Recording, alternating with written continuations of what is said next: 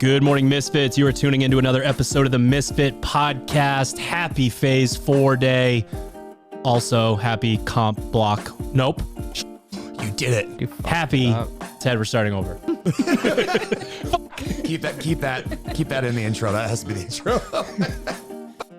Just do it again.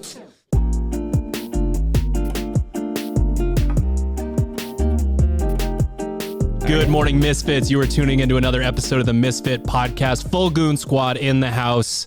An honorary fourth, fifth Goon, Paige Semenza in the house. Paige, how are you? I'm good. How are you guys? Great. Good. Happy Phase 4 day. And what is Hatchet up to right now? Quarterfinals prep commences. Yes, quarterfinals prep commences. Not to be confused with quarterfinals prep camp, which you can sign up for right now at misfit.camp. That is March 4th and 5th. But we want you to show up on March 3rd and do 23.3. Nailed it. With us at Misfit Gym Portland.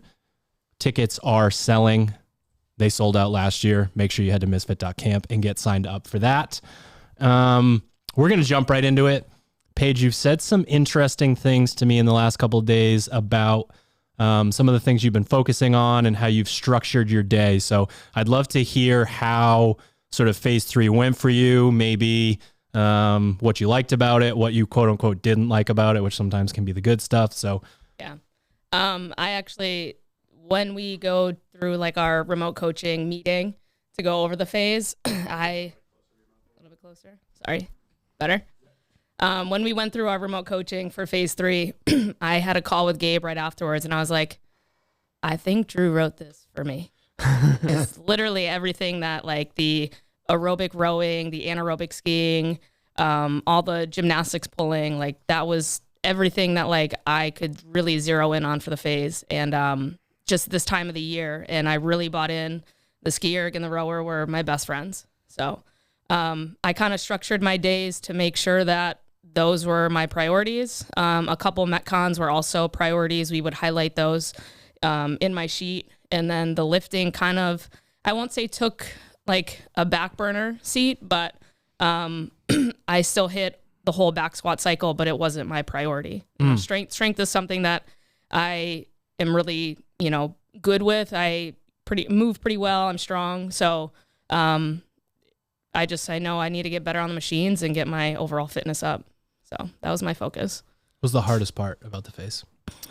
Most challenging part? Honestly, the back squats got super aggressive, especially not hitting them like first in a training session. But yeah, if you gas out on the rower. Yeah, right. Something like that. I had a bit of company on the rower pieces. Some of them were really long. So I just really bought into that. Like they weren't fun, but that's kind of where the magic happens.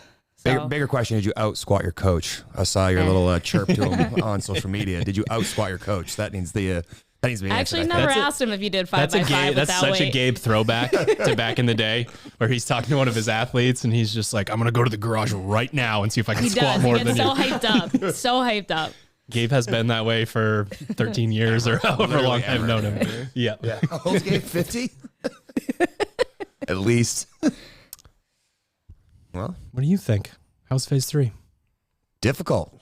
Very difficult. I think the main challenge for me over the course of the past phase is just continuing to progress and not getting lost, like we talked about in a few podcasts back about like what's the opposite of the dog days of summer? I don't know what the darkness of winter and getting stuck in the gym, where, family commitments come up around the holidays and just like not getting distracted with the noise that comes around the holidays and like get-togethers and everything that happens around that time of year. So overall, relatively pleased with how things have gone. I've gotten a little bit of a funk the last couple of weeks, but like I knew that was coming with the holidays, that like there'd be less than optimal time to train. So just kind of prioritizing. So, you and I talked about this maybe 2 weeks ago. And it's just like on the days that you feel stressed about it, treat it like a hatchet class. You get 90 minutes, whatever you get done in 90 minutes is better than 0 minutes. So do that. So it's pretty easy to look at what you give me each week on my sheet and go, basically everything on the right-hand side of that sheet's a little bit more important than things on the left-hand side of that sheet, just in terms of the way my sheet is structured, and I just kind of prioritize those things first. So any workout that has a big-time pacing requirement to it, any type of workout that has muscle overload, when it tends to be, doubling up on body parts, it gives me a little bit of a struggle there.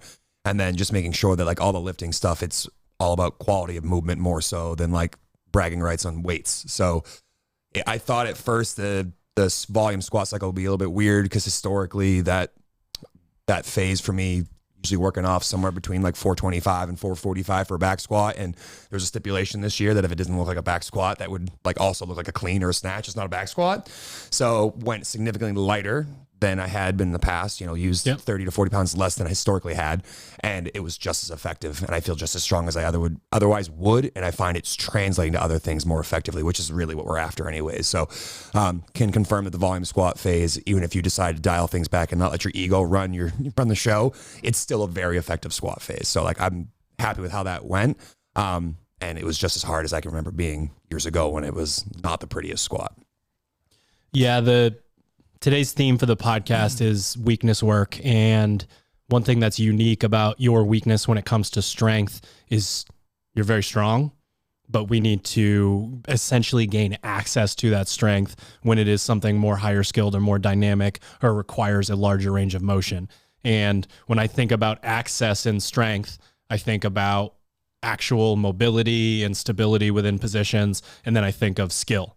And the most glaring example, I think, is when we used to do when we used to have you do the clean pulls back in the day, and we would just talk about like when you go to do a squat clean at 275, you pull the bar a little bit too quickly off the floor, you get a little bit of an early arm bend, and you essentially make the weight look a little bit heavier than it needs to.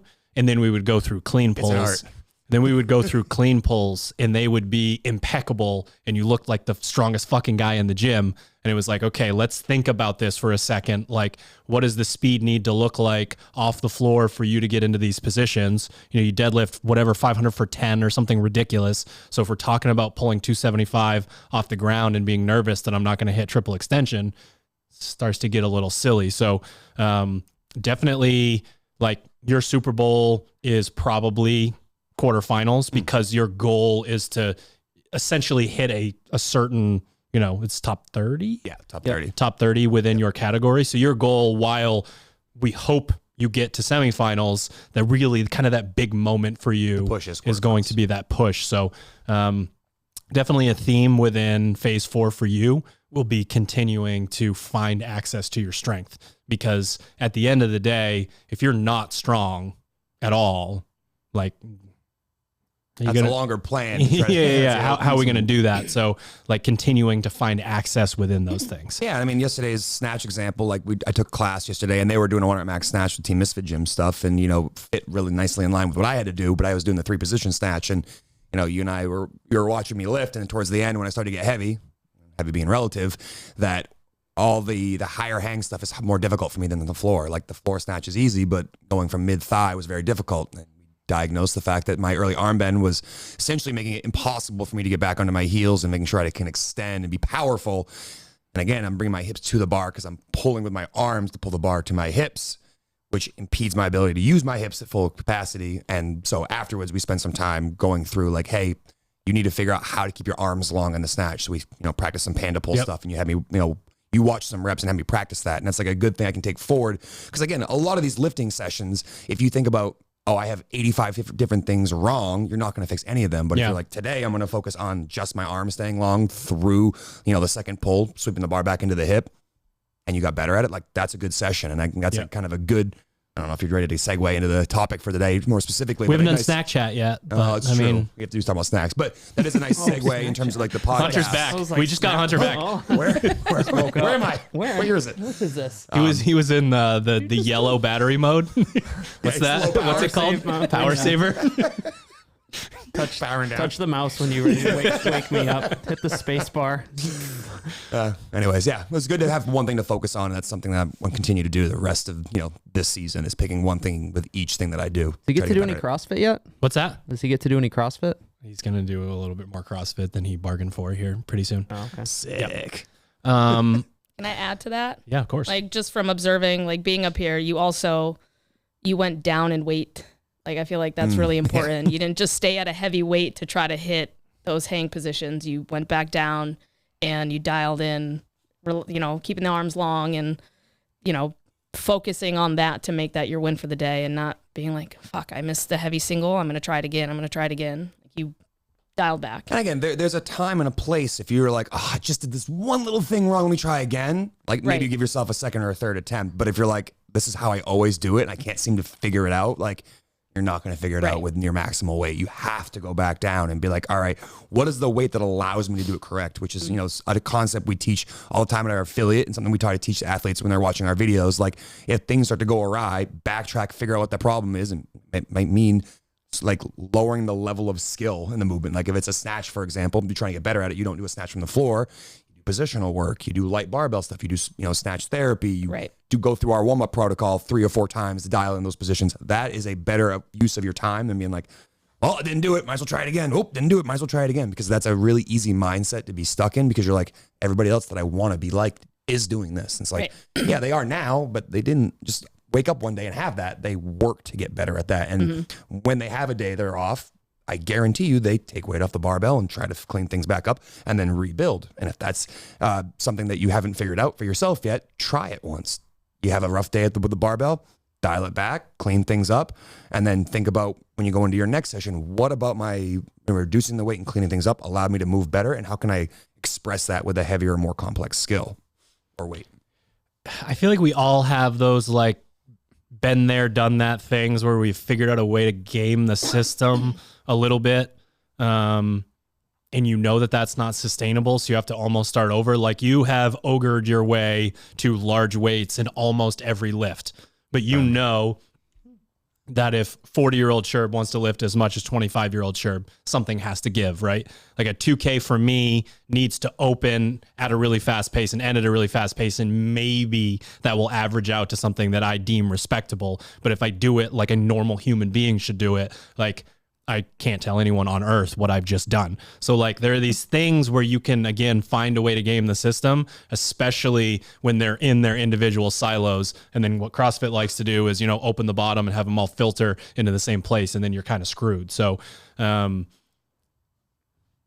think that's why you're able to adopt some of that mindset, because you don't have that thing in the back of your head. I've never been able to lift this much weight. Like, fuck this. You're sort of able to accept it because there is a been there, done that. Like I have done this before and maybe I wasn't moving so well. And if I want to get back to that place, I can't. I just think I can't move that way. I think about those old sessions too. Like, I used to commit 3 to 4 hours of training in the gym. I don't have time to do that anymore. I, dealt with a lot of overuse injuries or just things that nagged for a long time, bum wrist, bum elbow, sore ankles, sore hips. And like, to some extent, I think that every athlete needs to take their lumps and kind of have those sessions where they have a couple of days where they don't move all that well, or a year or two where like they're figuring out the skill of things. But like if you continue along that path, you're probably just going to get injured and burnt out, and that's not going to set you up for long-term success.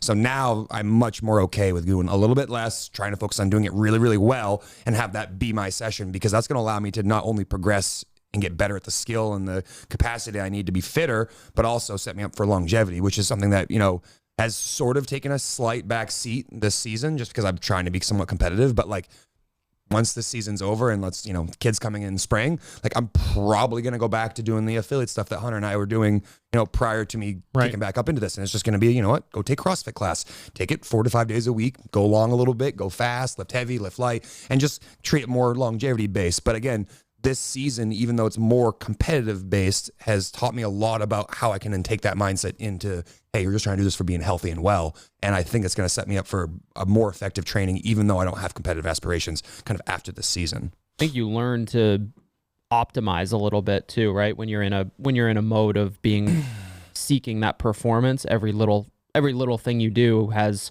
the potential to add up to, hopefully a positive result at the end of the year. And if you continue, even if it's to a lesser degree with the whole longevity thing, like I think we did that reasonably well, like last year or like in the years that we've trained previous to you being more competitive. I like to think that's how I kind of train now. It's using the information that you gathered about times when maybe you were a little bit more competitive or were at least a little bit more mindful of like what you were doing. You can then still like, okay, I can still take what I learned in my rowing splits when I did 4 training pieces a day, and I can still just apply that to this one training piece, and it takes a I get a lot out of it. Yeah, based on like some of the feedback with just makes you a smarter athlete. So with Discord too, one thing you have to allow yourself to do is give yourself a pass every once in a while. This is something you and I talked about last weekend, but if you go back and you think about those times when you did train 3 or 4 hours, you might have been a little bit fitter on certain things. Like you might have been a better rower, you might have been able to do bigger sets of wall balls, or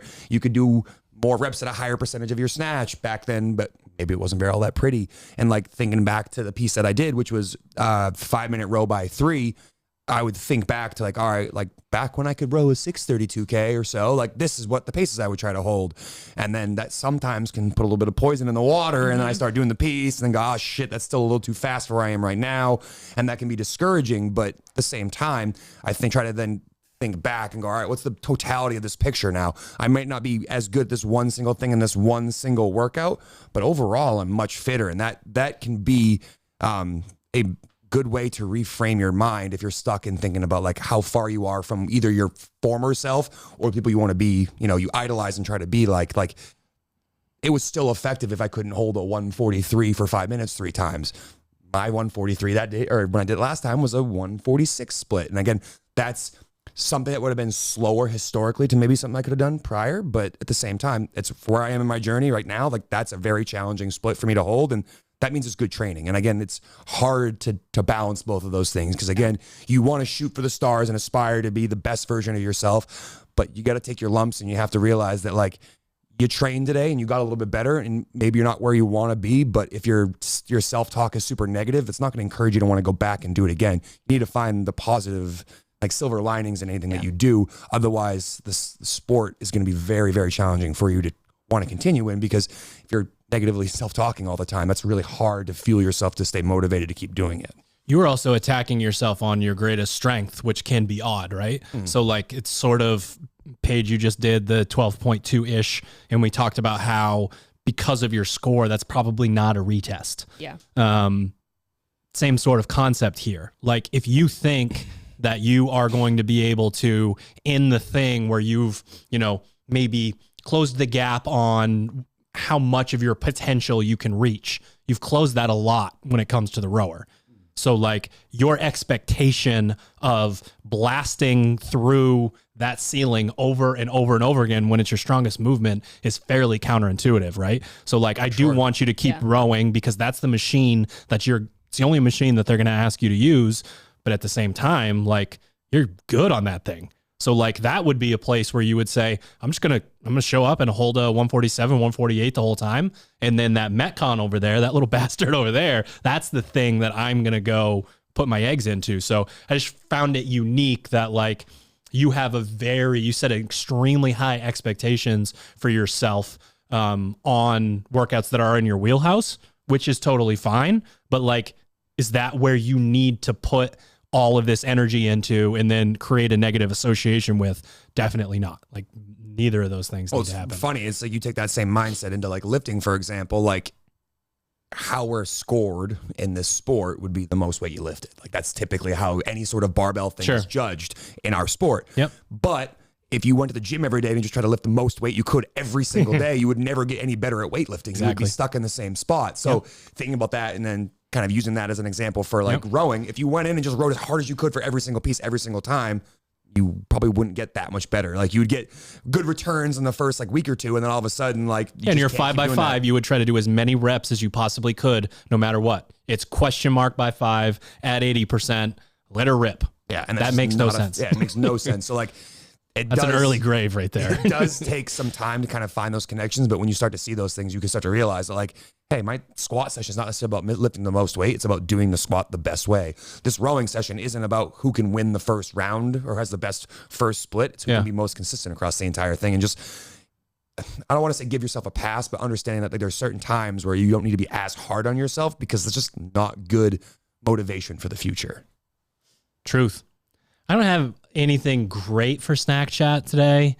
I'm back on counting my macros. Ooh. And I'm a little hungry in the evening. I will say that. That's a little bit of an issue. The only fun thing that I can bring to the table is in one of my Christmas stockings, I got these, I think they're called Nerd Clusters. It's basically like a little gummy thing with nerds around it. Oh, yeah. I don't know what the fuck is wrong with me. I love candy. Like, and I love like little kid candy. Like I'm not eating truffles. I'm not an adult. A chocolate candy or No. No. Nerd clusters. Colored candy. I brought the most childish example to the table as I could. Fruity candy. Yeah. sour. And like Maya was watching me and she's like, how are those? Like, ugh. And I was like, these are fucking best thing ever, these are actually. incredible. And I am so glad that it was a fairly small package of them. Cause she was like, don't you feel sick when you eat candy? And I was like, well, if I had a garbage bag of these, yes. But I'd still eat them all. So I'm hungry at night now, but pre-macros, like nerd clusters are so good. It's basically like a fun dip. You're like, I will take this stick of sugar and dip it in sugar Fun and dips are eat the so sugar. good. I know. Like we Do you know love that those. stick is like the perfect post-workout carb? It's literally just a stick of maltodextrin. Yeah. And it's so good. It's incredible. Like I don't care for the dip into the stuff you dip it Is into. it cows you're or just gonna eat horses that lick the thing? It's like a salt lick. Horses get sugar cubes, right?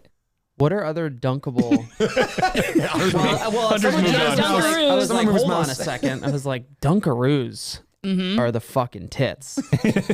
But then I was like, well, what other dippable candy do we have? And then my mind went down the rabbit hole of the cheese, the crackers and cheese that used to. That's not cheese, bro. I don't know what that is. That's not cheese. It's okay, industrial well, gel. that's not What do you mean? candy. What do you mean used to? That's not candy. So I was like, I went down a rabbit hole. What about those like Dippable. Pocky things? Aren't those dippable too? Like in What? chocolate, the Kinder Egg with like the dipping. Yeah, I think they dip them for you. Oh, I did them for you. I'm lazy. That's so. sort of like saying the nerd clusters are dipped. They are.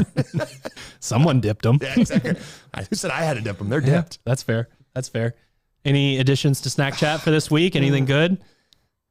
Noel knows better. If that stuff goes in my house, I just can't help myself. It's all gone in like a day. Like it's like I'm telling myself, this is how I get it out of the house. Just I eat it told all at Kenzie once. that, and she was like, "We need to discuss your relationship with food." And I Yeah, was like, I definitely have an eating disorder when it comes to chocolate. "Nope." Says Kenzie, who leaves 6 boxes of life in the coach's lounge after every visit. Kenzie 6 goes boxes grocery of life and shopping. cabbage in the fridge. Kenzie goes grocery shopping when she visits. It looks like there's a child staying in my house, and she leaves all of it. She doesn't eat any of it, and I'm allergic to all of it, so I can't even reap the benefits once she's gone. Last quarterfinals cab, she went out and bought snacks one day for all of us, and Yeah. she came back with like Cheez-Its you couldn't eat, cereal you couldn't eat. I'm Camel used to that, crackers you though. couldn't That's just my eat. life. It's just like a bunch of things. Like, all right, sit around, and then I think Austin got to it, and then they were a couple A days member later, gone. made a special thing for me for the holiday party, and it had nuts in it.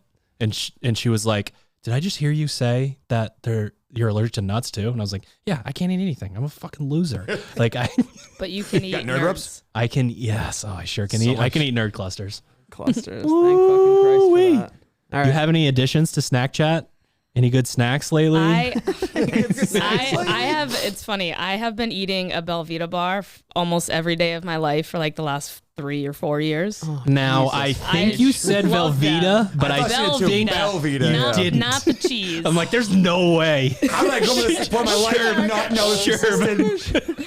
I'm fucking leaving right Velveeta now. bar. If Sharp said I ate a bar of Velveeta, Flip this table. I'm leaving this fucking Mac and podcast. cheese bar. okay, can you tell me now what that means? A Belvita. Yeah. They're like a whole grain bar, like a Okay. breakfast bar. Yep. And I eat one almost every single day. Are they good? I fucking love them. They're so Can good. you- can anyone shortbread confirm? Kind of vibe to them, like a shortbread cookie. But they kind make of all vibe. different flavors. And I actually just found like a pumpkin spice at one of the convenience stops that I made on my way up here. Triscuit kind of deal, isn't it? Not a No, it's Triscuit. sweet. That's Is it more savory. cookie? Yeah, it's Okay. like a cookie. You know like the things a we got on the breakfast airplane cookie. when we fly like Yeah. Delta? That's one of the options. It's like you get almonds. I mean, you since get I a can't eat Velveeta. them, I don't like open them and like sniff them and lick them and like break them. Throw 'em But they make some. They Consistency make check. some that are like Oh man, these are great. Also, is anyone a medical professional? Yes. You don't have a ginger ale and a Belvita on the flight? Come on. Tomato juice. Ginger snap cookie. Tomato juice and Belvita. Sign me up. Sounds amazing. Anything? You guys got anything for me? I got nothing. I had my first crumble cookie of the year. Yeah. Of the week. I have my first crumble cookie this First crumble week. cookie of the day. No, I haven't had a crumble cookie in a while, but How long have they been local here? 8 months. Yeah, less than a year. I feel like it was right around quarterfinals camp last year is when they popped up because people were heading over there like after the camp. You see that they were getting a bunch of shit online because their nutrition Serving size. facts are for a quarter of the cookie. And a lot of people didn't I know. got fired up about that. A lot of people too. It did was not like, know. It was like 125 calories. There's no fucking way this 8-pound Who's gonna cookie is eat a quarter of a 125. cookie? Well, that's what I'm saying. That's fucked up. It's like, huh? That's just Wait, a 4-pack's rude. not a single serve? It's just because they sell the little chopper thing that's Yeah, just yeah. like you can use this and it'll chop your cookie into Sure. fourths. Like, Or you it could use a doesn't knife stop and me cut it in from half. eating. I just 4 love bites. they do that on food too, like food packaging. You see the thing in the corner, only 100 calories per serving, Yeah. and they just figure out how much food is 4 in there and servings. divide it by 100, Yeah. and that's how many servings are in it. And you're like, wait a minute, that doesn't make any sense. 3 almonds. Lovely. The marketing team's just like, this job's so easy. All right, Misfits, just a quick break to shout out our show sponsors and hopefully save you a little bit of dough on our favorite products.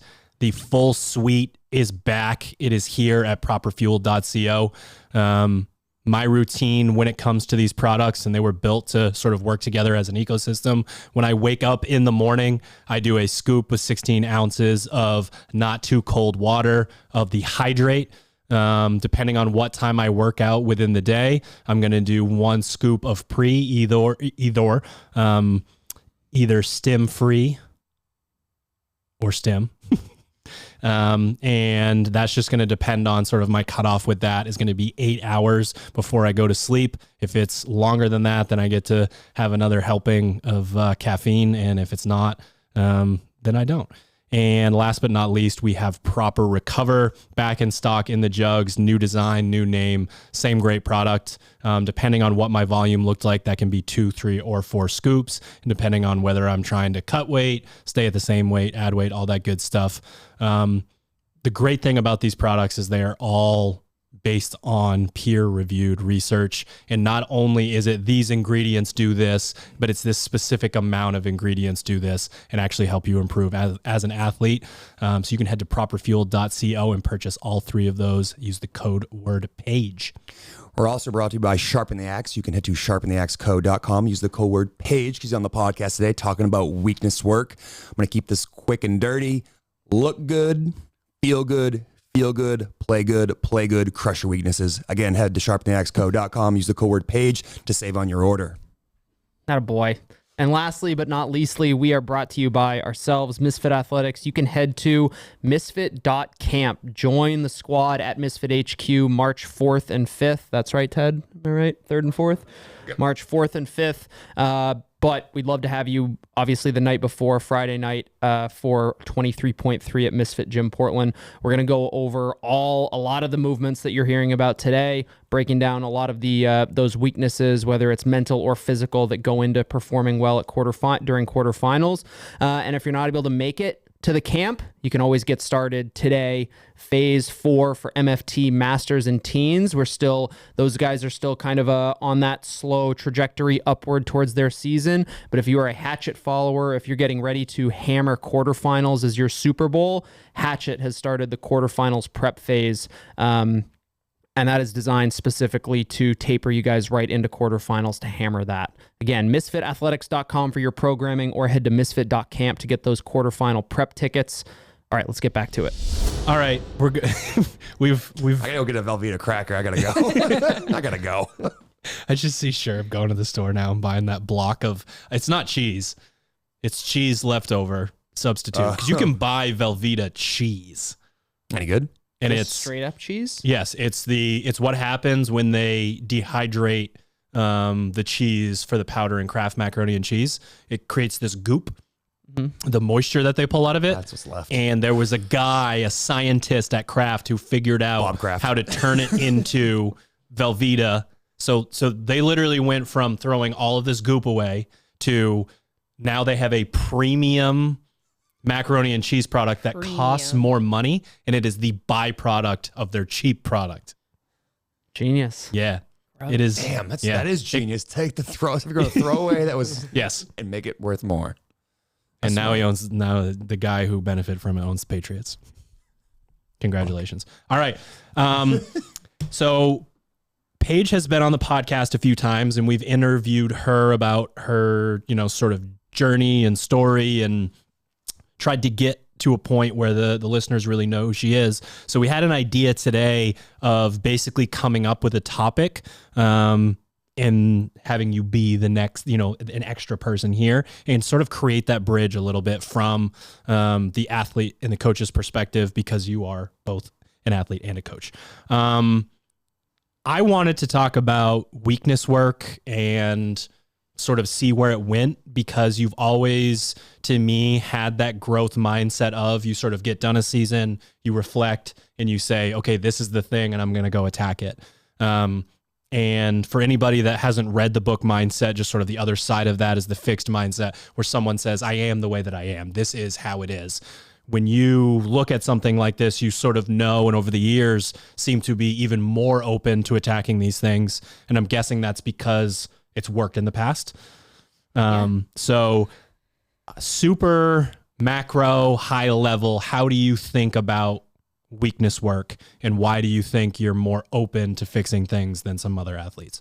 I mean, I'm sure part of that is from past experience of being coached pretty much all my life. So, to be coachable means to be adaptable. And when it comes to training or to a sport, like, you have to have an open mind and know that what you are doing or what you're putting forward is for the betterment of yourself or for your teammates or, for, whoever you're maybe working for or whatnot. So for me, it's just always kind of been this internalized mentality of like, I'm going to get better. Like, this is good for me. And just being able to, not see that every single day, but see that over periods of time. What's on the list this year, post CrossFit Games? So it took a while to kind of get back into training. Okay. Like, I didn't want to sit on a rower. I sold my soul going for a 1K row in 340. Yeah. But I knew in the long run, getting on the machines was going to be a huge part of my progress going forward. Yep. So it kind of took some time, and then seeing that, a lot of the maffetone, the aerobic work was the rower this phase, maybe the week before the phase started and whatnot, I was like, all right, I'm starting to kind of mentally dial it in that I will be on these machines for periods of time, and just kind of accepting it and then just embracing it. So sounds easy, but again, it's just the discipline of it and, building that resiliency and that mentality of you need to do this even if you don't want to. Yeah. Again, which is easier said than done. And you lean pretty heavily on the Zone 2 maffetone stuff last year. I did. I really started to buy in last year, and even more so this year. Yeah. It's changed quite a bit. Like, the games is always going to be a lot of running. So even after the games, Gabe was like, let's still try to do one running maffetone a week. Yep. Which I was a little inconsistent with to start, but then I really started to kind of find my groove there. And then I started to switch it up a little bit more. Like, this phase hasn't been all on the rower. It's mostly either been running or like a mixed machine kind of deal. Have you found that work has desensitized you to machine sessions at all? Yeah. 100%. Like, for me, me mentally buying into, basically every other variation of the way that we attack machine work, I just don't have that association. Like, when I'm trying to grind and there's 45 seconds left, it's like laughable in my head.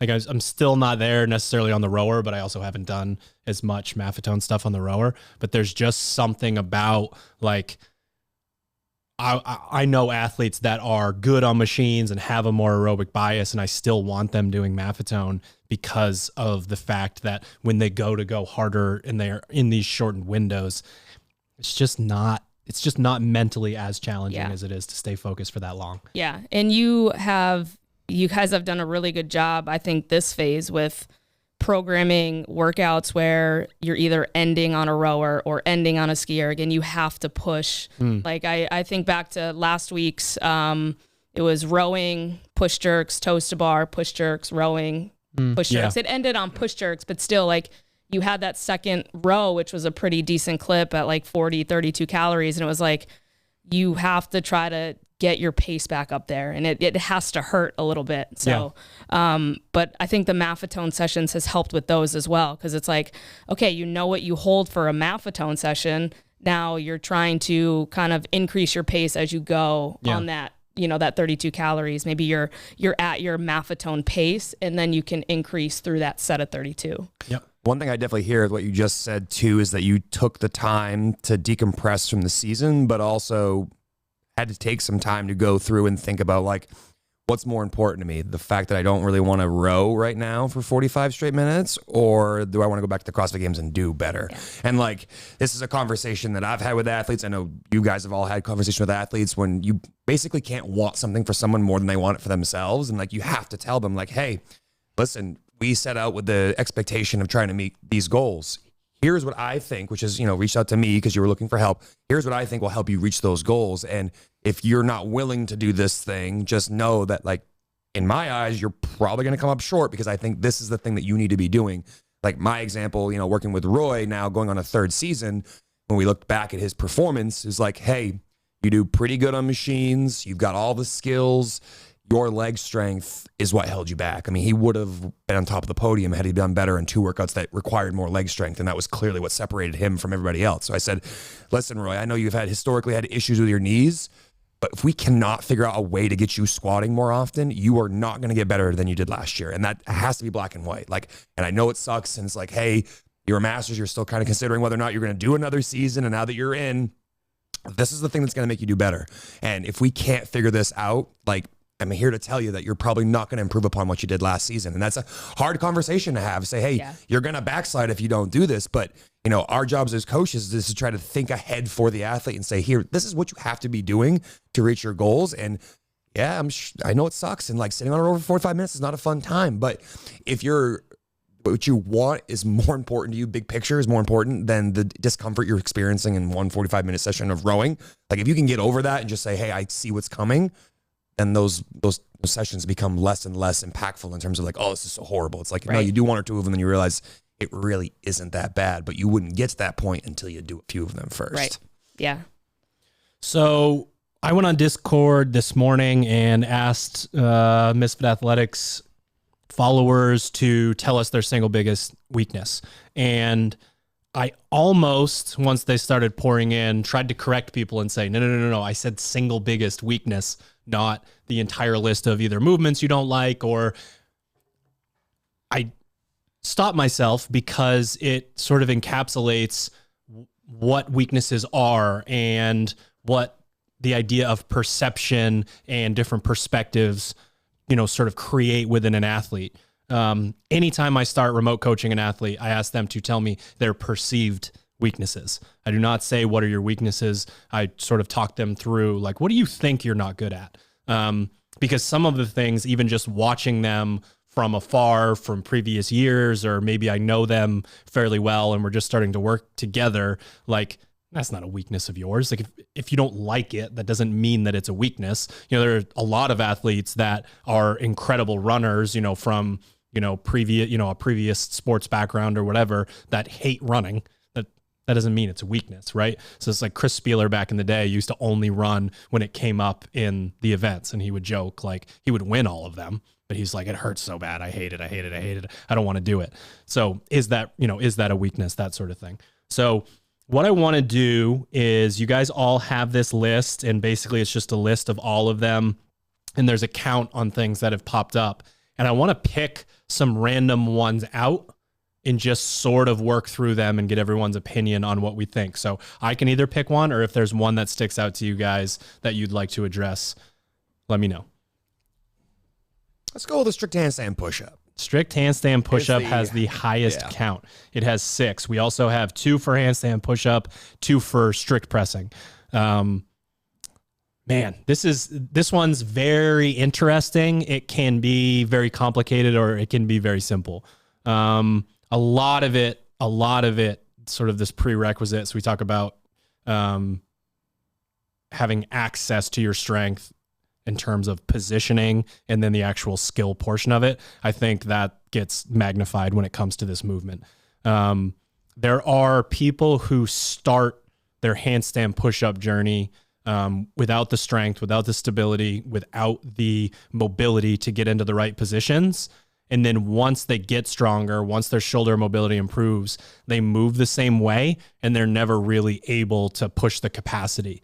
And a video that we just did talked about people who have hip-driven handstand push-ups versus sort of, using the legs and extending them up. And a lot of that happens because an athlete can't get close to the wall. So they're sort of far away and they have to sort of the loop out and around style. And then when we look at the strict handstand push-up, there are some people who get into some kind of bad positions and are just good at them anyways, but they lock into that position. When you watch someone do strict handstand push-ups and you see a lot of movement within their body, you sort of see them bending and breaking while they're doing the movement without the tension to sort of just slide your body up and down in space. That is a very challenging movement. And anybody who's good at them knows what that feels like, because they could be with another movement. There could be a reason your midline is breaking and then you feel it. You start to press, you feel yourself open up, and it's like the movement that I was doing before is now just somehow like shrinking my trunk and I can't press through this position. So I think that sort of sets the tone for the movement. So I have people do, if an athlete comes to me and they have a weakness in this, they do a lot. They do a lot of strict handstand push-ups. They do a lot of handstand holds. They do a lot of strict pressing. We have different variations. I might throw some bench press in there to get their shoulders healthy, but sort of having the mobility and understanding the skill component. And then because central nervous system demand isn't high, we can attack the shit out of handstand push-ups, pressing, all that stuff.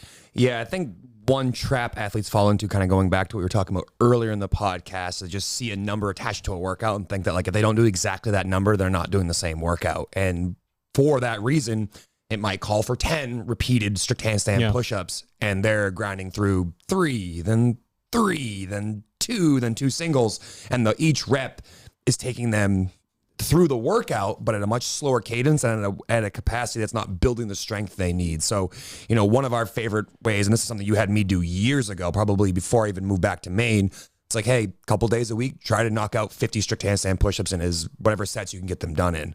And I remember that being a really effective way to get better at this movement was, early on, it was 25 sets of 2. And then it was, a couple of 3s, a couple of 2s, and some singles. And then eventually it worked its way up to like 5 sets of 10. And then I was like, all right, if you can do 5 sets of 10, you're probably doing all right now. I can move on to other things. But for so much of that time, you're like, the number one thing you're concerned about is pressing speed and your midline as you do it. You can focus on pressing fast and staying tight as you do it. Handstand push-ups are a lot easier. And that concept of understanding tension and how to move my body through space without deforming was the biggest factor in getting better at that movement. And the fact that you can do them so often allows you to progress significantly faster than some other movements. The hard part being that it's a simple solution, but not an easy one, because it's really easy to get distracted by something else and then get, 2 weeks into it and forget that you were doing them anymore. Yeah. And you moved on to something else, and then they come back up in a workout and you're like, oh, remember I had that great plan to do 10 weeks of strict handstand push-ups and I did it for like 10 seconds and I didn't get any better at them? Fuck, I should have done that. And that's the hard thing for a lot of athletes, is the consistency at which they need to be practiced correctly to get better at that movement. I think the foundation for that, the positioning thing, is super important and probably the most overlooked one, because athletes will just do their movement, and it might be mechanically like a poor movement pattern, but it's like, well, you actually aren't physically capable of doing the movement correctly because of your mobility limitation. And it's like, well, that's not something I can fix right away. So but I can hammer out a bunch of reps. And it's like, you can, but the solution is actually to sit on a peanut and open up your T-spine for 5 minutes a day, or to hang from a pull-up bar and open up your shoulders, or whatever it is. I think that gets athletes get into the mindset of just like, I'm working with what I got here. How do I improve the movement based on my current settings, my current parameters here, rather than thinking like, well, maybe you don't actually need to do necessarily more reps. Probably do. You probably could. But if your positioning isn't good, if you can't put your arms straight over your head, if we're always overextended, and odds are you hate overhead squatting, you hate snatching, you hate wall walks, it's all connected. What happens when you mix that movement? If you're okay at the movement, you can do them when you're fresh and they're by themselves. What happens when you then put that movement with something else that also taxes your midline? You're already broken. Good times. You're already broken in your positioning, and then you do a movement that continues to fatigue you and change your focus from like, I gotta stay nice and rigid, and it only exacerbates like a ski erg, and all of a sudden you can't do that movement anymore. Right. Like that's another reason why efficiency and movement matters so much, is that very rarely in our sport do we do anything in a vacuum. You don't get the opportunity to be like, all right, guys, 23.1, 30 strict handstand push-ups, go. I'm in. That's not a workout. They're not going to do that. You're not going to get the opportunity to do something like that all by itself. It's just not a thing. So like, while it's good to be able to have the capacity to do 30 strict handstand push-ups, you should be shooting for 30 perfect handstand push-ups you can do regardless of the circumstance, because that's what's going to translate to your fitness and your ability to repeat that regardless of what's thrown around it. What's your history with the movement, both on your side and then the coaching side? Definitely not my favorite movement. Okay. It has been a huge work in progress. Even now, still at like this phase, we've moved some things around so that I can continue to press off of the last phase. Yep. But biggest thing from when I was first starting out, and it again, like it's simple, right? But it's not easy necessarily, was just the nose and toes hold against the wall. Yep. Like so simple, accumulate time, but like being so aware that like as soon as your midline or your rib cage pops open, like, come down, shake it out. Like you need to keep that locked in position here. Yeah. And you can, and I've experienced it myself, writing nose and toes hold against the wall. And I don't know if people fully understand what that means until you really kind of try to break it down for them. Yeah. But even just starting with getting comfortable, feeling that locked out position, the opposite direction, facing the wall, and then being able to turn around and mimic that when you're facing away. Because like you said, like when you get into the handstand push-ups, some people are so far away from the wall that they're at an angle with their feet, and it automatically puts them here. It's like a chest press. Exactly. But yeah, I mean, one of the things that you had said was to get better at pressing, one must press, and we're still doing that. Yeah. So yeah, the two aha moments for me when it comes to strict press and strict handstand push-ups. We're listening to powerlifters talk about how they actually do a strict press and how they are clenching every muscle in their entire body. So they're trying to like hyperextend their knees so that it drives their heel into the floor. Then they're squeezing their glutes as hard as they can, then their midline as hard as they can. And they're trying to break the barbell with how hard they squeeze. So you listen to that and then you let it sort of transfer over to when it comes to CrossFit gymnastics, my coaching style is if someone's amazing at the movement, I'm going to watch a shitload of reps and figure out why they are. And then you start to draw these connections of like same. Like all these people are moving. And sometimes it is a bit more unorthodox, like, the do you bend your knees before you extend your hips in the muscle up, like that sort of thing. There are things within the CrossFit space that would never be taught, in a gymnastics class, and, for good reason. This is, sort of a totally different thing. But when you watch people that are good at strict handstand push-ups, you never see the head tip way back and then come back through. You don't see the midline break. You don't see people far off the wall. People that move really well within the movement, it's just like, what the fuck? Up, down, over and over. So it's like, for me, I was like, I'm going to try to emulate that movement. Like, I actually started doing strict handstand push-ups as a child because my dad told me that Herschel Walker only did bodyweight movements. So I've been doing strict handstand push-ups since I was like 12 or 13. But the like being able to do large sets and move faster did not happen until it was like, that's how everyone that's good at these is moving. So if your fast set where you're, moving through space is, 11s all day, I can start at 4s and 5s or whatever and just add to that and know that that's going to develop the movement because I'm actually doing it in a movement pattern that works. Yeah, linear progression on a strict handstand push-up works amazing because you don't add that much more volume each time you go back to it, and then you just get a little bit better and a little bit better and a little bit better. And the key here is consistency, and that's something you just spoke to and something we're kind of talking about over and over again here is that, once you've dialed in the mechanics and you've made sure you're mobile enough, you need to keep doing it until you've reached the threshold where you're now then happy with what your sets are. And again, if you're a growth mindset person, you may never be happy, but you have like checkpoints along the way. I want to be able to do 5 in a row, then 10 in a row, then 20 in a row, or I want to be able to do whatever, hold this cadence on a machine and then do this many handstand push-ups. Like there are like benchmarks you should set for yourself. And, you know, eventually realize that if you can do like 50 on command, you probably can move on to something else. But like the idea here is that you need to be super consistent with your practice, both in your focus and your execution, until you get to the point where you can then move on to something else. Write it down. It makes it so much more fun. And I know that I'm a bit of a nerd and I love, you know, my lined notebooks or like a spreadsheet. But if you write down, you know, strict handstand push-up, I'm doing the 6 sets with 2 minutes of rest, or I'm doing the Misfit sets. Typically I alternate back and forth. Like if I get stuck on one plan, I move to the other.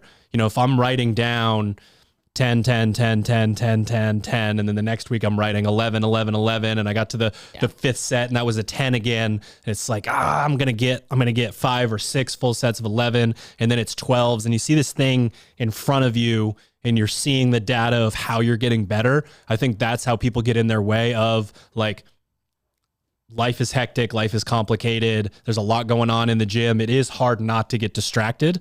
And there's something powerful about finding out which form of tracking works best for you. Because when you see that in front of you, it's like, yeah, I can keep working on this. You know, it wasn't sets of 10 this week and then it was 2s the following week. Like I might quit if that's the case, but that's not going to happen. That's not how this stuff works. Yeah, it's just taking the first step in the journey instead of being like, I want to be way over there. It's like, no, just take a step today and then tomorrow take another step and then after that take another step. And then before you know it, you're at your destination.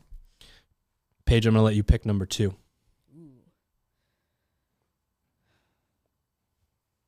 I like the 7 to 12 minute workouts, mainly AMRAPs, the transition game. I'm allergic to those. Tell me why. I think that, you know, when it comes to open workouts, that's a pretty common time domain to see. And even for quarterfinals, really.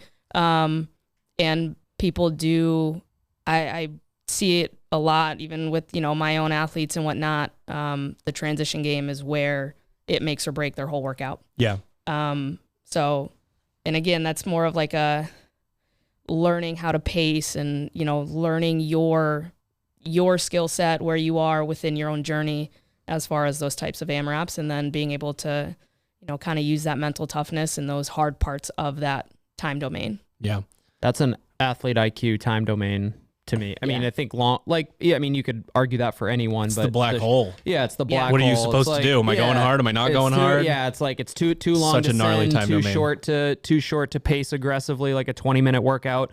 You, more often than not, I was thinking the exact same thing. It's like open quarterfinal. It's a test. It's the test time domain where it's just like, and it's, you know, whether it's a transition thing or it's the movement, the sets of movements are too big to be unbroken, but too, you know, it's like, there's a lot that goes into like that kind of time domain, especially for the workout to be effective. Like you can only do so much with a really short one. You can only do so much with a really long one, but I think there's a lot of flexibility in those medium time domain workouts where you can really fuck somebody up, as far as like from a programming perspective. Yeah. And if an athlete doesn't know how to attack that, whether it's a machine pacing mistake, oops, that was too big of a set of thrusters in that 9-minute workout that I thought was going to be a 6-minute workout, can seriously fuck people up in competition too. Yeah, my advice on this, because it's something I've been doing specifically all season long, is, you know, the practice round idea. I don't know if enough athletes use that to their advantage. Like no one says, you know, typically in your day-to-day Know your training, enemy. Yeah, typically in a training session, you're not on someone else's clock. You're on your own. You don't have someone be like, you got to be in the corral at this time. You got to warm up at this time. You do the workout at this time. It's like, no, you get to go to the gym and do it at whatever cadence you want to. So why not effectively warm up and then try a couple of rounds and then ask yourself, honestly, do I think I could repeat this over and over again? And if, you know, you're like, maybe, probably should go slower. If you're like, definitely, maybe you're going a little too slow. So kind of figuring out like the Goldilocks zone for those things is a really effective way to get this dialed in. And depending on what kind of athlete you are, you know, if you're a little bit more slow twitch, maybe you have to be a little bit more deliberate with trying to push yourself early on. If you're more fast twitch, fucking hold the reins pretty tight and don't be silly, because, you know, as great as it would be to have a display or a monitor for everything we do, most of the things that you get tested on in this time of year, Open and Quarterfinals, the only screen you're ever going to see is a rowing screen if you're lucky. So you have to know exactly how those things play off one another, how long they take, what do your transitions look like. And I think the concept that you brought to us, well, it's been for a while now, but I'm trying to remember back when you first said it, but like be be frantic in your transitions and smooth in your movement, not the other way around, is a really good way to get better at this type of workout. Like, be more obsessed with the ability to go from one thing to the next than how you do any individual movement. And honestly, you can find yourself being a little bit more calm and relaxed and not having that freak out moment because you just did, you know, your 100 double bars unbroken, but you held your breath for all 100, and then you have to go do something right afterwards, and then you can't because you weren't relaxed in the movement. So, you know, I think the practice round concept is a really good way to get better at this time domain. And then doing what we just said a second ago here with the, you know, be frantic in your transitions and smooth in your movements as opposed to the opposite strategy is a really good way to get better at this type of workout domain. Time domain. Yeah, my mind goes to two sort of separate places with this because I know that whoever wrote this, Sherb, you said, was talking a bit more about like the merry-go-round type of workout. Yeah. So there's sort of that piece of it and then that gnarly time domain. So when it comes to the transition game workouts, the best example that I tried to create last year and then got amazing sort of anecdotes from it was I believe it was 24 minutes. It was 24 minutes. Yeah. Row, double under, wall ball. Yes. And horrific. I told everybody, I told them on the podcast, I told them in person, I told them in their spreadsheets. There's only one strategy in this entire workout, and that's frantic transitions. Like, set up your machine and your wall balls and your row, like, so that you're going nowhere. Frantic transitions, smooth movements, have to be unbroken. Like, you're starting to row as quick as you possibly can, but then your pace on the rower is negligible. It doesn't matter. I don't care how fast you row. And that's sort of, there'll be a video coming up soon. I don't know what week the workout is that these two just did. I think it's week 3. Yeah, it's definitely in the first half of phase 4. But we talk about the difference between the fixed cadence and the personal cadence when it comes to movements. And within that workout specifically, basically it was, I mean, not small, but it was a very doable set of wall balls, a very doable set of double unders, and then you're back on the rower. And the issue is within these workouts, even if you know the strategy, the ego will come into play. There are certain athletes that will not accept a number on the screen, even if their rounds are slower because of it and their end goal score is slower because of it. And the scores came back from almost everyone, and I hated most of them. They were not what I had asked for, and Austin was about to do it. And this would be considered a weakness type workout other than the double unders for Austin. And I was like, and then he likes to hear stuff like this. I don't care about your row pace. He's like, yeah, hold my beer, kid. Hold my proper recovery. Oh, bad, yeah. And he beat everybody. He had by the top margin, score. too. Yeah, exactly. And you have to be able to accept that when we go into the open, especially on something like the rower, where if they're asking you for a smaller set, guess what? It doesn't matter. It doesn't matter that much. So I would say really understanding how to execute on a merry-go-round workout. Sometimes all 3 of them are personal cadence. Sometimes none of them are. And then you really do have to figure out the strategy of how you're going to do that. And then the 7 to 12 minute workouts, like, broken record here, but take notes on what you're doing and really identify what's going on. The 12-minute version is the same as the 20-minute version, except your row pace is 1 or 2 seconds faster, 20, 30, 40 calories per hour faster, whatever it is. It's not that much. Smaller than you think. It's not that much different. And there just might be a bit more of fast twitch athletes get to start a touch faster. Everyone can kind of send it towards the end, that sort of thing. But being able to connect those two concepts, I think, would be really important for an athlete. This is actually something we've talked about at the affiliate with some of our members here, because we try to get them to understand when you look at a workout, like, let's say it has a 500-meter row, Hunter rows at a 2-minute, and I row at a 150, and best case scenario, I gain 10 seconds. But if I put my hand in the chalk bucket once, he's already passed me again. And we also talk about, like, if you were to, like, map out the energy required, everyone thinks that as they work a little bit harder, it's a nice straight line up and up and up, and it's not. It's a big old exponential curve. So for every little bit you try harder, you work significantly harder to go faster. So, like, realizing the points in the workout where you should be doing that, because there's a little bit of time left, or, you know, it's something you're really, really good at. It doesn't really fuck you up all that bad. There are times you can kind of pick and choose certain movements to maybe go a little bit harder on, a little bit slower on. But like, there are very few instances where crushing the machine is the workout. Like, that is where your score comes from. And again, easiest example for everybody is like Jackie. Just if you want it to be less of an effect on your body than it is for other people not to move significantly faster than other people. Yeah, just being able to read into that. And again, I think back to, we had a test maybe 2 years ago, and it was like 500 meter assault bike. Then it was like power cleans and handstand walking. And we had an athlete in the gym, and I did it with him the first time. And he went so hard on the bike that he couldn't do the other two things with any sort of consistency. Comes back around 7 weeks from now and literally bikes at like 200 watts less on every single one and beats the score by like 2 rounds. And he's like, how the fuck does that make any sense? I'm like, think about how terrible you felt when you got off the bike when you went that hard. It makes perfect sense. But again, it doesn't feel that way. I've said like 9 things total in the last decade on this podcast. It's like, fuck. That's one of them. Yeah, you don't get rewarded for killing yourself there. So again, I think what you kind of emphasized here, taking notes, and then being really aware of like the difference between how you feel after a 151 versus a 154 pace, and like getting that like lost in the weeds and that obsessed with the details is how you make sure that you've kind of calibrated the appropriate pace for the appropriate time domain or style of workout. I think it's counterintuitive to a lot of people too. I'm fresh. Why do you want me to go as slow as I would go when I'm burnt out? And it's like, every round that you stack on top of one that you've just done, or 2 or 3 or 4 or 5, takes more energy from you, is more taxing.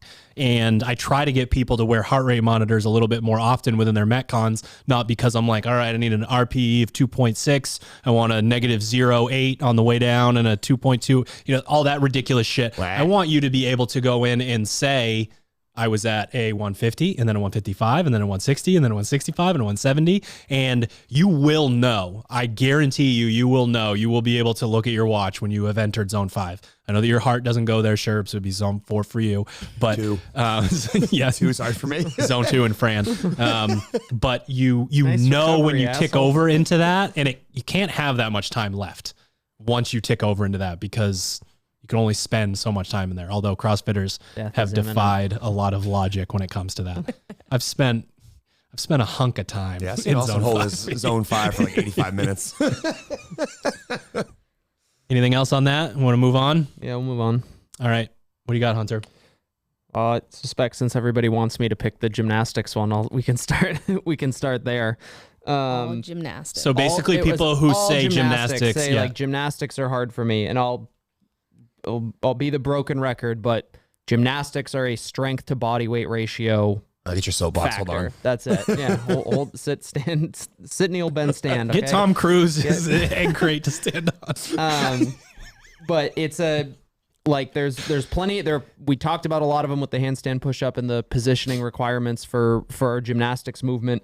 In CrossFit, most of them you get to use your hips. So there is an element of being able to game around a strength deficiency of some sort. But at the end of the day, gymnastics movements are a game of strength to body weight. And for a lot of athletes, whether, at less so at the competitive level, just because of, everything is dialed in so far. But the farther away you get from elite, the more you get the either recreational athletes or athletes who are aspiring to compete and have managed to, either it's I drank the Kool-Aid. I love training. I love exercising. I want to be in the gym and physically exerting myself every day. But the things that aren't happening is the nutrition. It's the things outside of the gym. And it's like you're carrying around unnecessary body weight that's making these movements impossible for you. And it's just that's just how it is. Like we can argue that, you can be upset about that, but that's it's like if you either need to get significantly stronger. It's like, okay, well, I'll get stronger. Let's not worry about the nutritional side. Let's just get really strong. It's like, okay, well, muscle weighs more than fat, so you are going to get stronger.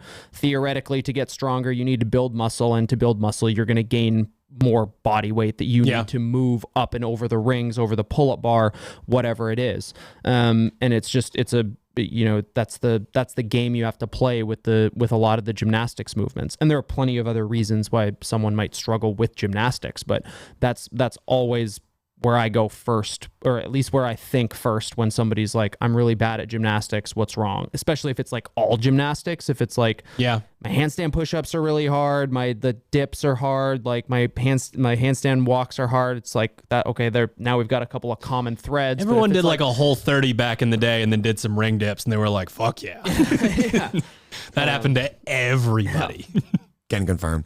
But you're spot on there. You have to, first of all, make sure that you're not carrying on extra body mass. And then I would argue the next step is to make sure that all of your strict gymnastics are more or less dialed in. So you're strong enough to do all of these movements, because that's the next step is like, once you've kind of dialed in the fact that you're training consistently and you're eating really well, you need to be strong enough to do these movements. So like, when's the last time you paid attention to the simple things like push-ups, dips, handstand holds, strict pull-ups, those type of movements. And then once those are dialed in, you probably have an excellent foundation to get good at gymnastics. But you need to have all those things checked in, and it doesn't seem like a big list, but like it kind of is. Even if you skip, let's say you can do some of those moderately well, and you're skilled and strong and coordinated enough to use your hips to get yourself up and over the rings or whatever. That's such a short term, like, your ceiling is so much lower, and you're like almost certainly going to get injured. Not almost certainly, but way more likely to get injured, just because it's like,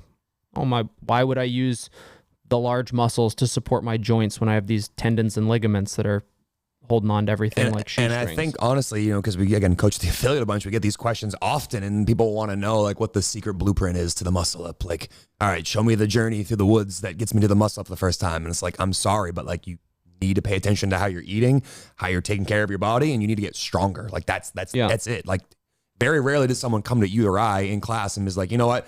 I crush strict pull-ups. I crush my dips. I don't have a muscle up. Like, how do I get one? Then it's like, all right, here's a couple. Triceps aren't strong enough. Yeah, here's a couple drills, and then they're over the rings that same day. That happens often when someone comes in and has all those things, but someone comes to you and they're a little overweight, don't have those things dialed in. They're like, give me a muscle up. It's like, all right, we're going to be on a journey here. It's not going to happen overnight. And unfortunately, like, I'd love to be able to say like, oh yeah, do these 3 things and sleep tomorrow, and tomorrow I'll see the gym and do muscle ups. It doesn't work that way. Make our job a lot easier. Yeah. I think like, understanding how the movements work, right? Like, it's one thing to have the strict, right? Like, that is definitely a prerequisite, but then you have to understand how your body moves through space and how the shapes of these movements are, they work. It's just like thinking of strict handstand push-ups. My rib cage is tucked down. I'm braced.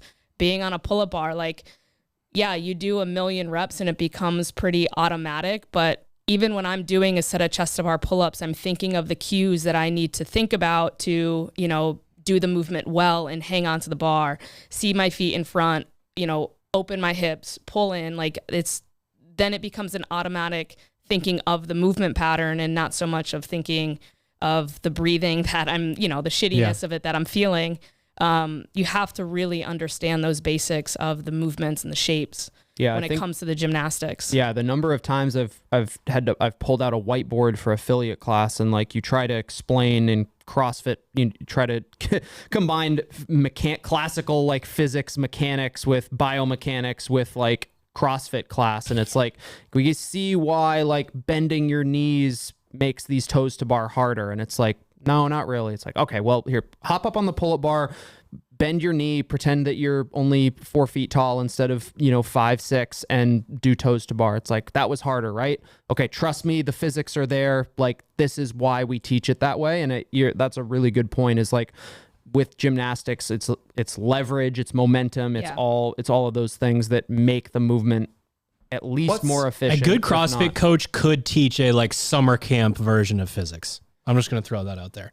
We have the examples. I've had some summer camp physics, and I don't know. I don't know if anybody would have passed the test, but yeah. A low key thing that Paige just kind of mentioned, that if you don't do for real on God is a bussin'.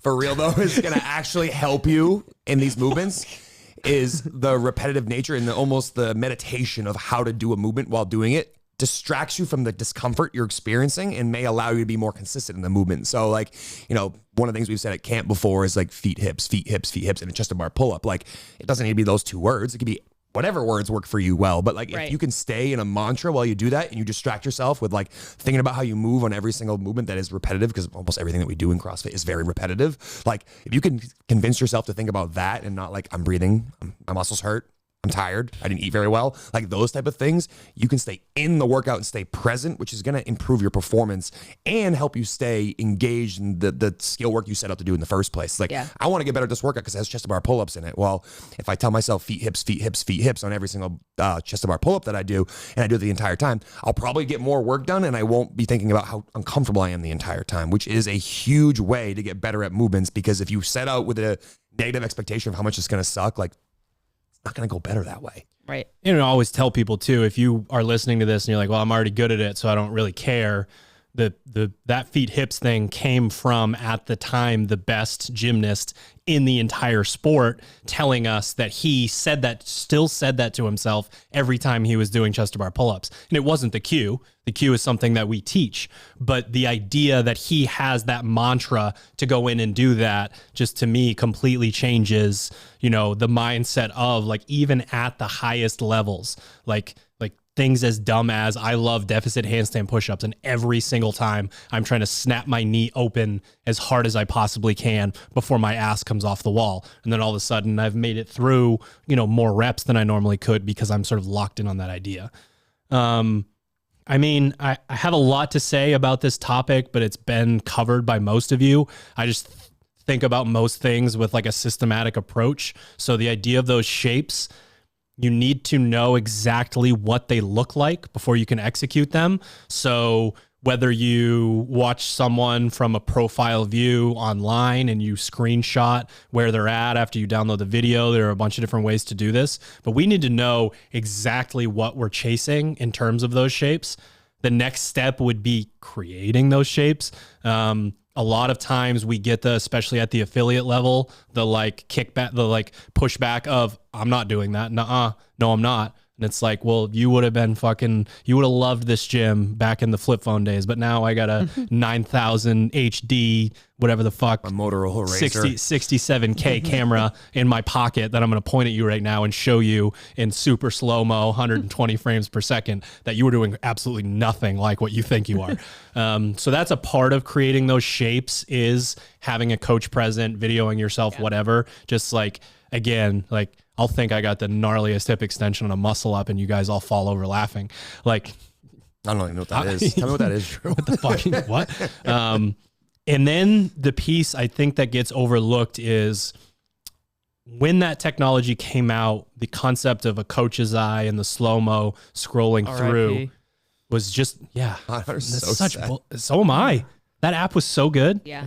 I still have it. You can still use it locally. You can't upload things. I drop my devices in the tub too often to have an app from an old Quarterly tub drop. Yeah. Drew. If I do it twice in a quarter, I can't tell Maya about the second time that I've dropped my It's a stuff good in the thing tub. most of them are like water resistant these days, right? That's a good You thing. can tell her once a quarter, and that's okay. Yeah. That's the line. If I Forced didn't on the tell her, first. she would just know that it's probably a new phone. It's new time for a new. Drew needs a new phone. I can sense it. I feel like one's been in this tub recently. If we get obsessed with these shapes and we're scrolling through, you can hit these shapes and be doing the movements wrong, because let's Danger. say there is shape 1 and shape 2 and shape 3. How smooth and how fluid you are in connecting those shapes together. You know, timing is a really great way to put it in a lot of movements. But you can see these things, and athletes in a CrossFit gym have this ability to like levitate and be in these positions for way longer than they need to, especially when we do slow things way down. So if you went slow enough, it would look right. And then when you watch it, just that intuition that a coach has, you know it's wrong. And there's just this ability to connect these shapes. And if done properly, you cannot tell where one starts and one ends and all of this. And I'm working on right now a super in-depth version of this for the Muscle Up at Quarterfinals Prep Camp, and just getting people into like showing them exactly how they can get into that position, and the nuance of like when you watch Like Austin's always been someone that I've used as an example. One of the things that Austin does, not only is he looking at a specific target when he's doing his muscle up, but when he's in that position where full hip extension has happened, so we have a straight line from the shoulder to the knee, the feet go down, but the chin is tucked. The chin is tucked in the position. So many other people, when they hit hip extension, lay their head back. And then not only can they not lead with their head and have momentum to go through, they have a larger range of motion. Like that's the thing. Like your head can't. Never seen someone do a muscle up. Sorry, I'm laughing. I'm picturing this with like the Pez dispenser happening when they get to the top. Like, can you imagine someone like Whiplash, like up at the top of the rings with their head kicked back? So if we know that your head is going from Pez dispenser all the way forward, and I watch someone like Austin and it's like, what is the nuance here? What is it that makes this movement easier for him? And every single time his chin is tucked and essentially perpendicular with like his chest. And you can tell that just sends him from one position to another. So being able to make the connections from those positions we're searching for, and then also knowing what nuances they're in CrossFit shapes. Again, I don't think that's something that's going to be taught in a gymnastics gym, like try to contort your head and push your chin all the way to your chest as you're getting ready to turn over in the rings. Maybe it is, I'm not sure. But just smaller things like that. So I think we sort of touched on a lot of what's needed here, but there's this like beautiful like artistry of connecting those dots. That's not just it's this and then it's this and then it's this. Yeah, my thought when you were speaking is like after you understand like this concept of like you should like watch and review yourself moving and you start to figure out these shapes, like first watch them all statically. Like try to see like, is my body in this shape? Check, scroll a little bit further in the video, check, scroll a little bit further in the video, check. That's great. And then you start to play it in slow motion so you can kind of see how your body progresses through those shapes and see if you can find any nuance there. But then never forget to go back and watch it at full speed, because what I was thinking about as you guys were talking, I'm sure you were thinking about the same thing, is that athlete that does the very, what looks like in slow-mo, a very good chest to bar pull-up, but is clearly like super arm dominant and not really getting a lot from their hips. And that's where you wouldn't really pick up on that until you went back at full speed. Don't fucking look at me like that, I could see you looking at me. I can smell your eyes looking at me.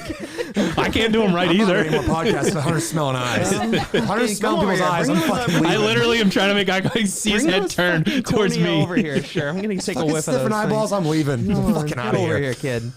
All I'm trying to say here is chest make to bar sure pull up. I swear, every time. you watch your frames, you watch your shapes, you watch in slow-mo, then eventually you always go back and make sure you watch it at full speed. I know a guy named Shapes. All right, I'm done. All right. Final thoughts on this one is going to be to pick one more and give a sort of rapid fire, like we'll say less than 2 minutes, like as quick advice as you can so that it's addressed. We're going to let Paige go first, unless you don't want to go first. Leveraging training partners. I mean, I guess, are you saying you have training partners? I think it's how do you use people around you to push, whether that's digital or in person. Okay. Like how could you use that person to help you? Just from a little bit of experience, I mostly trained by myself a lot. Recently had a girl at our gym start following Misfit, and she's great on machines. She is a monster with the barbell, and just overall starting to build her athlete IQ. And, maybe in a few Metcons, I'm, a step ahead. There are some Metcons where, she's a step ahead of me, but knowing that she's better than me on machines, I try to embrace that and work with her quite often on any bitch work piece that I do. And I have seen just overall improvements because, she will hold faster paces than me, but it gives me a chance to close the gap on my own pacing and my own window. So, thinking of rowing for 20 minutes where I'm holding a 900 cal average, just kind of having that person next to you to sit with you for 20 minutes, I'm able to kind of, take a mental note of, I know I've done this already. I think I can up my pace a little bit, and let's see what that is. And just having a positive mindset when you have a training partner, I think is super important. People feed off of other people's energy. And if you are a bad energy or they are a bad energy, you're not going to get as much out of it. So, it's part of being like a good human, really. Yeah. And making what you love to do in the gym as enjoyable as you can.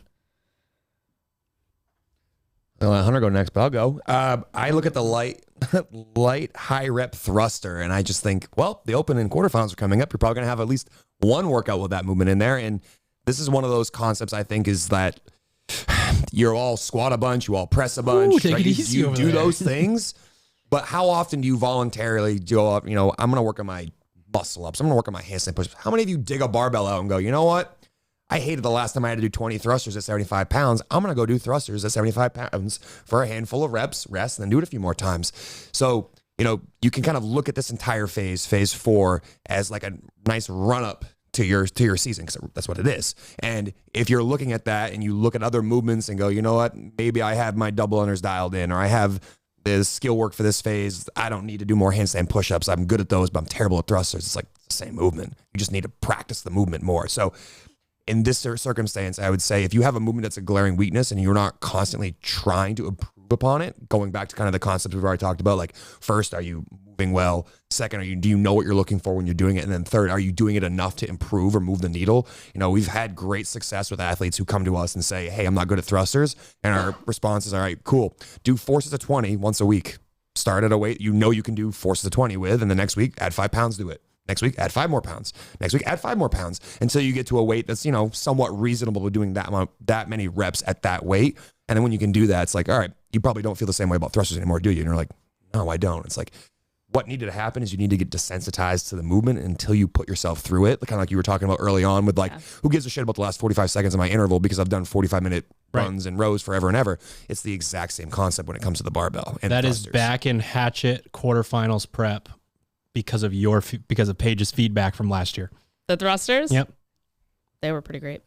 I mean, it showed in the last workout. They were pretty showed great. in the very last workout. Sure It did. Why you do your thrusters. Terrifying to watch.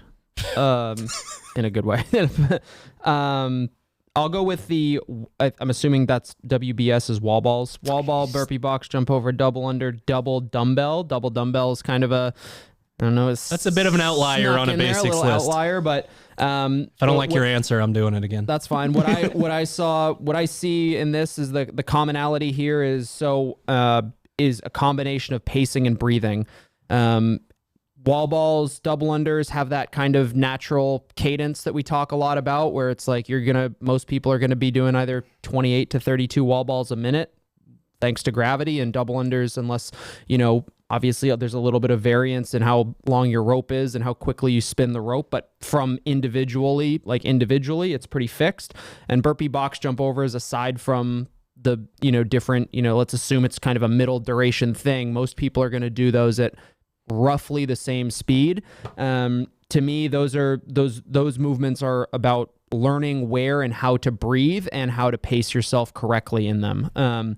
Not every set of wall balls is an unbroken challenge. Not every set of double unders is an unbroken challenge. And not every burpee box jump over set needs to be done by jumping, basically making it as dynamic as possible, and where you can actually step up, do a jump, the kind of the basics that we put in videos pretty often. But those three movements, I would be curious to know what the double dumbbell element is. I think it's so the person said the basics and listed those out, and then I think tacked on another weakness. Got essentially. it. Okay. So, well, then let's assume those first three are the thing. I would say that's a breathing thing, learning how and where to breathe in the movement, and then also understanding, like I said, not every set of wall balls is meant to be unbroken. Like if that movement specifically is going to put you in a grave by doing 30 reps instead of 20 and 10, then you should know that you should do 20 and 10. Yep. I like your answer, and I'm going to do some additions to it anyways. Just smell your eyes again. This topic I think is important because if you are an OG in CrossFit, there was something about the sexier movements being the thing. Like if you could do muscle ups and pistols and handstand walk and do any of these different things, you were somehow a fitter athlete. We still have some of it next door. There are a handful of athletes that take our Hatchet class that seem to be jealous of the way that I move in gymnastics, that I couldn't write a single workout that I could beat them in. Not one. It would not be possible for me to beat any of them in a workout. And somehow there's like a level of envy within that. And it's just like, no. That mindset of like, I do love the like, I want to get better side of it, but putting the cart before the horse and not realizing that if you're going into the Open and quarterfinals and you haven't nailed down the movements that show up every single year and comprise the most important parts of it, the double unders, the wall balls, your rowing technique, these simple movements, no one cares about this other thing that you have poured blood, sweat, and tears into and figured out, whether it be the snatch or the, clean and jerk or muscle ups or handstand, whatever. It might not even show up. And if it does, there's a pretty good chance it's not going to be as big of a deal. So just that mindset of like ignoring the basics because they're not cool will lead you to a really, really shitty place within the sport. The other part, and this is not a joke, by the way, fear leading to imposter syndrome. There are two things that I've used in the past for people that I've learned elsewhere. One of them is the litany against fear from the book Dune. Read that to yourself regularly. Print it out, put it on a card. I've wanted a cool way to put it on a t-shirt someday, maybe. I don't know if that's like copyright infringement or something. I'm not sure.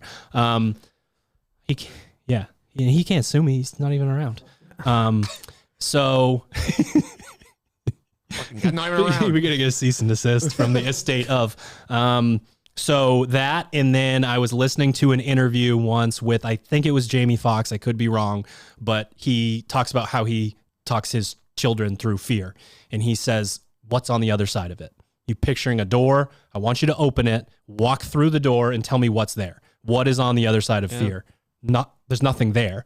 We create these scenarios in our head. So I think it's about just accepting, like not trying to get rid of the fear, just sort of holding it and saying, I am scared of this, but what will happen if I do it anyways, or if I keep working at it, or I keep trying to improve? And if you step through that doorway and what's on the other side, like, is there one person in your gym that's mean, that's going to make fun of you? Like, no one cares about their opinion. Trust me. No one at all. So I just think sort of reframing how you think about that fear, because fear can be a motivator. And I love the litany against fear and what's on the other side of it. Anything else? Nah, we're good. Did we do it? We're done. All right, ladies and gentlemen, thank you for tuning in to another episode of the Misfit Podcast. And thank you to our show sponsors. We're brought to you by ourselves. You can head to misfit.camp to get signed up for quarterfinals prep camp. You can head to misfitathletics.com to get signed up for quarterfinals prep program for Hatchet athletes, and phase 4 for MFT, teens, and masters. We're also brought to you by Proper Fuel. You can head to properfuel.co. Use the code word Paige to save. Put a little bit of extra dough in Paige's pocket. You can also head to sharpentheaxeco.com. Use the code word Paige and put more dough in Paige's pocket. See you next week.